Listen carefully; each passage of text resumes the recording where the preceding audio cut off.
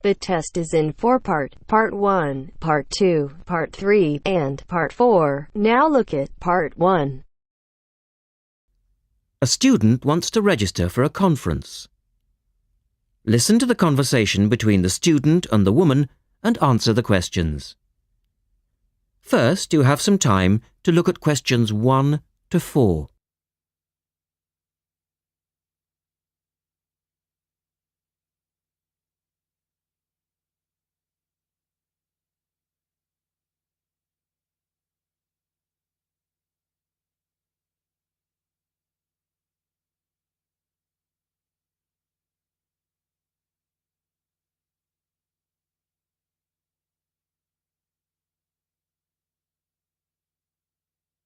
Look at the registration form. Listen carefully and answer questions 1 to 4. Good morning. Good morning. Can I help you? Yes. Is this where we register for the Beyond 2000 conference? Yes. What's your name and I'll get your conference bag. Well, I haven't actually registered yet. I was told I'd be able to register today, so I hope that's okay. I've just arrived in Melbourne. That should be fine if you're a student. I'll need to take your details though. So, can I have your full name? Yes, sure. It's Melanie Mitchell. Is that Mitchell? Yes, that's right. And that's Ms., not Miss. OK, fair enough. And what's your address, Melanie? I live in student accommodation at Sydney University, so my address there is Room 66, Women's College, Newtown. OK. And which faculty are you studying in? I'm in the Faculty of Education. I'm doing a Master's in Primary School Teaching. Right. And may I see your student card because I need to verify that you're a current student? Yes, sure. Here it is. My number is 994-578-ED. The woman asks the student some more questions about the conference. Look at questions 5 to 10.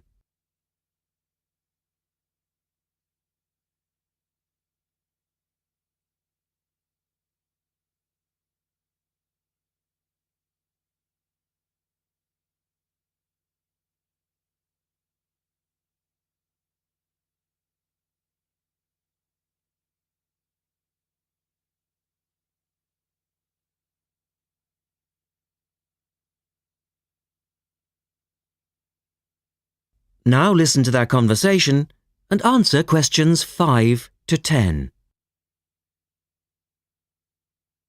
OK. Now, do you want to attend all 3 days? The conference runs from Thursday to Saturday. Yes, I think so, if I can afford it. What does it cost? Well, you're eligible for a student discount, which makes it $15 for a day registration or $40 for the 3 days, though it is possible to register for half a day only. I'll register for all 3 days, please. Good. Now, will you be requiring accommodation while you're here in Melbourne? Yes, I suppose I will. What's available? Well, we have several levels of accommodation. You can share a room with another student for $25 a night. Or you can have your own room but share the bathroom. I believe it's just down the corridor. That's $45. Right. Or you can have a single room with your own bathroom. I don't mind sharing a room. On second thoughts, yes, I do. I'll have my own room, but I'll share the bathroom. Right. Now, the conference fee does not include meals, though you do get tea and coffee in the breaks. Shall I put you down for lunch? That's an extra $10 a day. And there's the conference dinner on Friday night, which is $25. Oh, and what about breakfast? Hang on a minute. It's all starting to sound rather expensive. I'll have the lunch, but not the dinner or breakfast, if that's okay. Perfectly okay. Now, a couple of other things. There are a number of special interest groups organised. They're known as SIGs, and you're asked to nominate your preference. They'll take place on the Friday afternoon and Saturday morning, but they're filling up quickly, which is why you need to nominate now. Right. What are the SIGs? Well, there are 6 altogether. Let's see. On Friday, you have a choice between computers in education or teaching reading skills. Or a session on catering for the gifted child. Oh, they all sound interesting. But technology in the classroom is really my area of interest, rather than reading. So I'll go for that. I can probably read up on the gifted child topic myself. Right. And then the Saturday options are a session on cultural differences, or there's music in the primary curriculum, or you could go to the one on gender issues in the classroom. Wow! Can I go to them all? They all sound fascinating. Afraid not. Well, I'm really interested in how boys and girls behave differently, even when they are very young, so I'd better opt for the third session, even though the cultural differences SIG is probably really interesting too. Right. And the music option would be interesting. And how would you like to pay? We accept most credit cards or bank cheques, but not personal cheques, I'm afraid. Been caught out too often before. And cash, of course. We never say no to cash. I'll have to put it on my card because I don't have enough cash on me right now. That's fine. Enjoy your time here with us in Melbourne.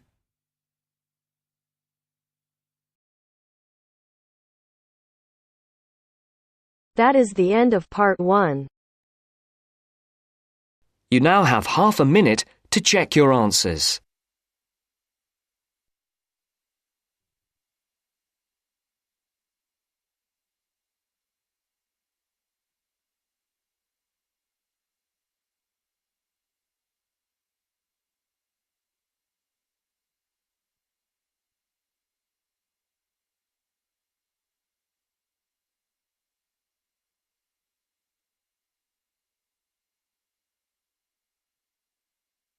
Now turns to part 2. Part 2. You will hear a lecture on deep-sea exploration. First, look at questions 11 to 14.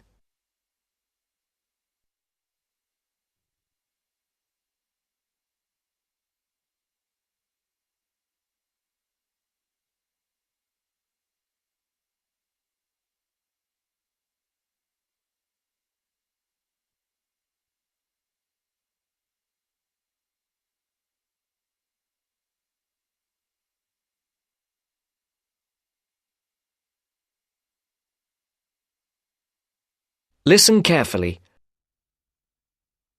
Good evening. My talk this evening will cover 3 main themes. First, I'll outline a timeline of how deep-sea exploration vessels developed. Secondly, I'll describe the most recent of these, the Deep-Sea Challenger. And finally, I'll look at some of the benefits of this deep-sea research. OK, to start with, let's look at how underwater exploration vehicles have developed over the years. The first manned deep-sea exploration vessel was invented in the 1920s. It was called a bathysphere, better known as a diving bell. It was basically a round metal structure with windows with just enough room for 2 men to sit in. And it was lowered into the ocean on a cable.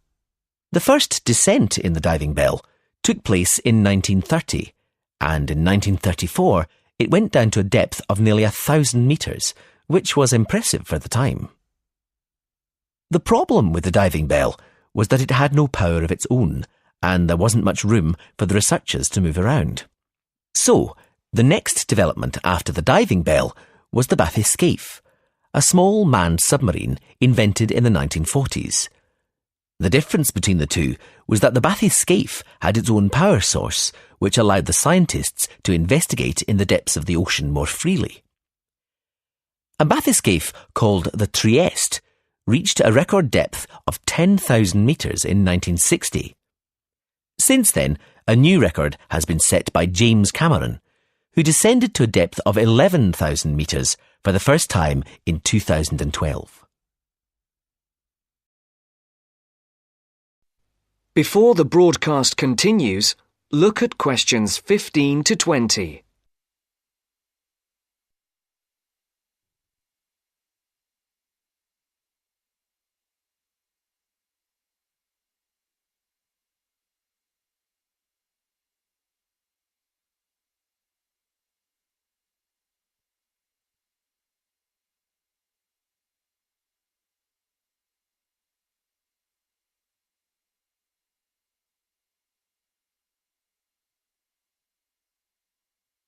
You will now listen to the second part of the talk. So let's move on now to look at the submarine that took James Cameron so far down into the ocean. If you look at the drawing of the Challenger, you can see the pilot's chamber at the very bottom of the submarine. It's a very small section where the pilot sits and controls the sub and all the equipment on it. Now let's have a look at how the submarine is powered. Going up from the pilot's chamber, in the middle of the sub, on the right-hand side of the drawing, you can see a whole section covered in batteries. They provide the power source that takes the sub all the way to the bottom of the ocean and back up to the surface again. Next to that, there's another important part of the sub. You probably realise that there's no light at the bottom of the ocean, so the sub needs to take its own. If you look at the back of the sub, in the middle, just next to the batteries, you can see the panel of lights. They provide the light for filming and taking samples from the seabed.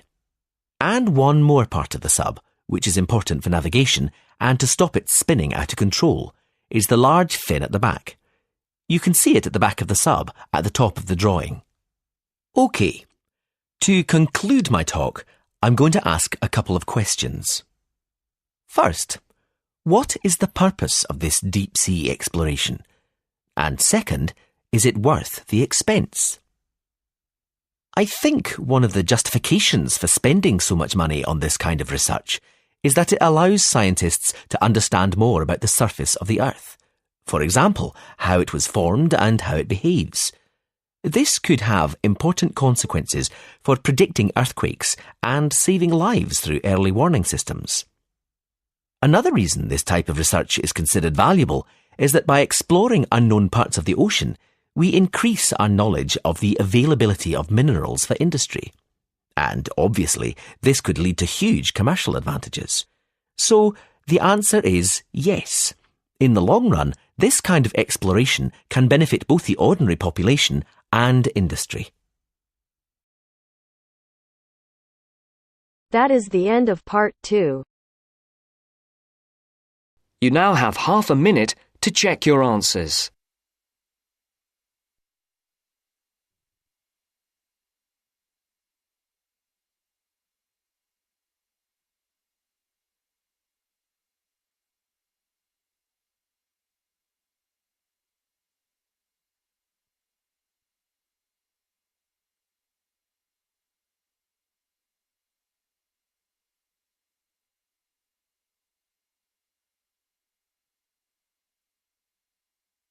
Now turns to part 3. Part 3. You will hear part of a lecture about psychology.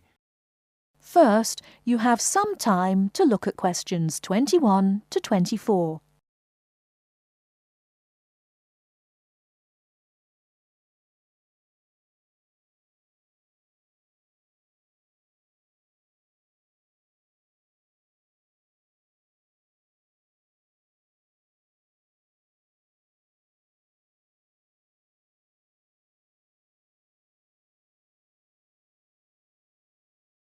Now, listen carefully and answer questions 21 to 24.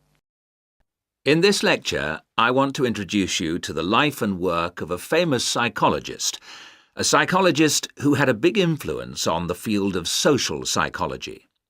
Social psychology deals with group behaviour and the individual as a member of a group, and Solomon Asch made a most important contribution. Solomon Asch worked mostly in the USA, but he was born in 1907 in Poland, and he came to the US when he was 13. He went to an ordinary high school, and as he had an interest in human behaviour, he decided to study psychology. He was quite disappointed with his first acquaintance with psychology. It seemed to be all about rats and mice, and that didn't interest him at all. However, he persevered and eventually became a professor of psychology. Now, the experiment which made his name is called the line judgment task. Participants were asked to compare some simple lines. More precisely, they were given a card with 3 lines, then were asked to compare another single line and say whether it was longer or shorter than the lines on the card. What a participant didn't know was that in reality all the other participants were effectively actors. That is, they were instructed to give a wrong judgment, and the purpose of the experiment was to see how the single subject would react.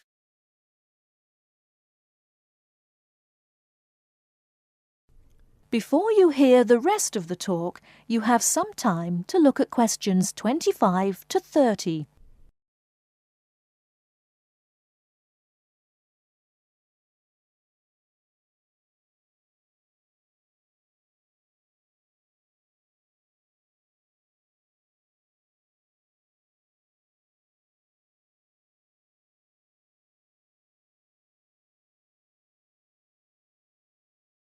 Now listen and answer questions 25 to 30. Listen to the second part of the talk. The subject would hear the others saying things about the length of the line which were clearly false. Most subjects answered correctly, in spite of the incorrect judgments of the others, but a proportion, 32%, conformed to the majority view, the incorrect view. This proportion was much, much higher than anticipated. Before the experiments, they'd thought 15% or lower might do this. To give you a bit more detail, I have an illustration up here on the board. A group of 6 or 7 people were given a card with 3 lines on it.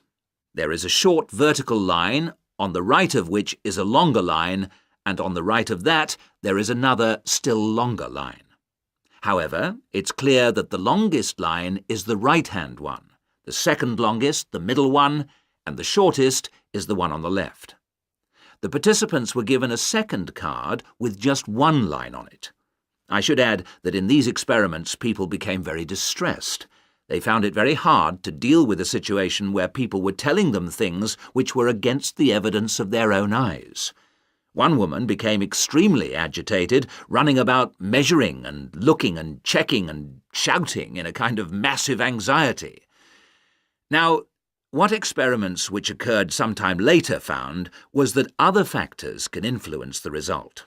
For example, when there were more so-called participants, there was even more conformity. On the other hand, when people were able to respond in secrecy, by writing the result down, for instance, they made fewer incorrect judgments about the lines. Subjects gave various explanations for why they made the decisions they did. Although they weren't put under pressure by the experimenter, many felt that they would somehow spoil the experiment and upset the person running it if they didn't agree, no matter how stupid they felt. More simply, in other cases, they said they just wanted to not show themselves in a bad light. Whatever the reason, Ash's experiment has had a long history, and although incredibly... That is the end of part 3. You now have half a minute to check your answers.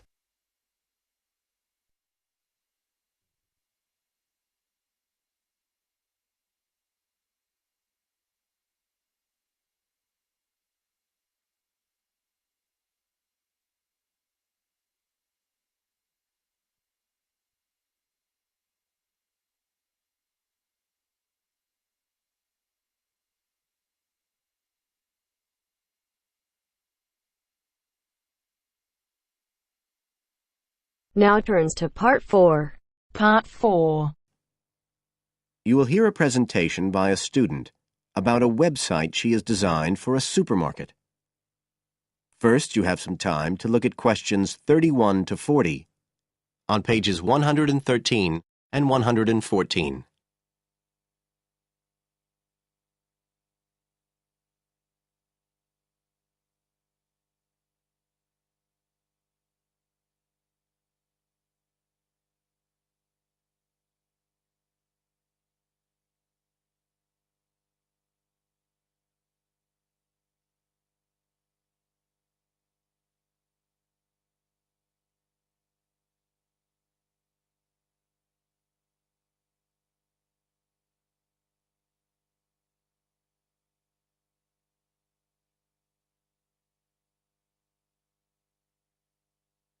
Now listen carefully and answer questions 31 to 40. For my website design project, I decided to approach SuperSave supermarkets because I have an evening job at the supermarket, so I already have a slight insight into their organisational goals and workings. The field research for my project was in 2 stages. First, I had an interview with Mr. Dunn, who is in charge of SuperSave's customer care department. I discussed the project with him in order to identify the supermarket's requirements. Mr. Dunn said customers are often unwilling to make a face-to-face complaint when they've experienced difficulties with a product or a member of staff or anything related to the supermarket. So he said a website which allowed members of the public to get in touch with the organisation and bring the problem to their attention in a private manner might be very useful, and we agreed that I'd work on this. For the second stage of my research, I devised a questionnaire to put to SuperSave customers.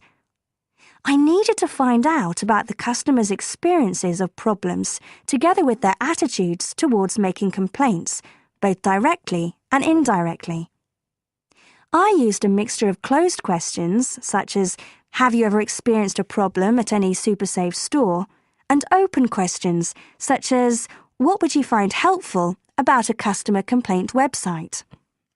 I decided to do interviews rather than rely on distribution of the questionnaire, as I felt this was likely to lead to a higher take-up rate. I visited 4 SuperSave stores, 2 in the city centre and 2 in the outskirts, and altogether I interviewed 101 respondents. Then finally, I analysed the results.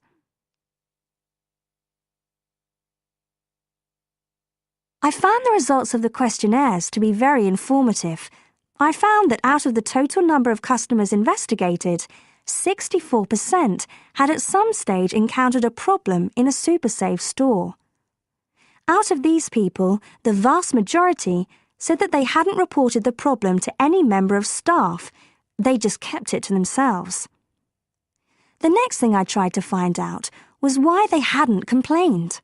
Well, about 25% of the people I interviewed said the reason was that they couldn't be bothered, and a slightly smaller percentage said that they didn't have enough time.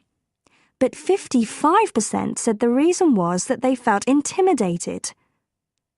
I finally asked if they would be more likely to complain if they didn't have to do it face-to-face, and nearly everyone I asked said that they would, 95% to be exact. I then set about designing the website to meet these needs. Once I'd completed the website, I made another appointment with Mr. Dunn to find out what he thought of it. Mr. Dunn said he felt that the pages would benefit his organisation by giving customers a new way of expressing their complaints and by making it easier to collect complaints, identify specific places where service and customer care were not as good as they should be, and act upon them accordingly. SuperSave is already a highly customer-orientated organisation, and he thought our website would be an excellent addition to their customer care effort. This is all well and good, but there still remains the general problem with websites, that there's a lack of access to online computers. Surprisingly, in my survey, I found that 88% of those interviewed had access to the internet, which I felt was quite high. But this access wasn't always direct.